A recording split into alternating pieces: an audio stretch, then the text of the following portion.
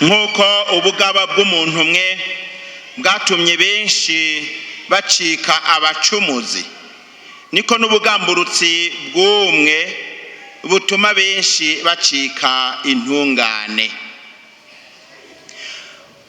Uwo umwe yagambaraye twamwumvise mu gisomwa ca mbere, ni Adamu na Heva. Ico Imana yababujije gukora baragikoze n'impaka, bohejwe n'ishetani. Kuva ubwo igicumuro n'urupfu byaciye vyiganza mu muntu, gushika haboneke uwuzogamburuka ico Imana yategetse. Uwo nawe ni Yezu Kristu nk'uko twavyumvise. Ariko kandi twumvise ko nawe ishetani yashatse kumugerageza, ariko arayankira yishimikije ijambo ry'Imana.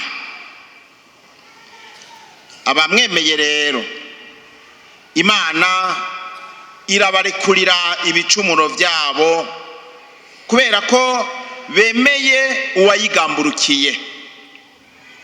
Si ibyo gusa, abemeye uwo mugamburutsi w'Imana bahabwa n'ububasha bwo kuba abana b'Imana. Ico cyo kuba abana b'Imana yamara ntikivuga ko batageragezwa n'ishetani, kuko yarinze igerageza umwana w'ikinege w'Imana. Hari akantu abana b'Imana mu mwana w'Imana. Namye nzirikana ukungene ishetani yashoboye kumuterura ikamutereka hejuru kw'isonga ry'igisengero, vyanse ikongera ikamuterura ikamutereka kw'itaba ry'umusozi. None nimba igerageza ityo Yezu, jewe canke wewe nitwe yogera umutwe? Kandi mu buryo butandukanye.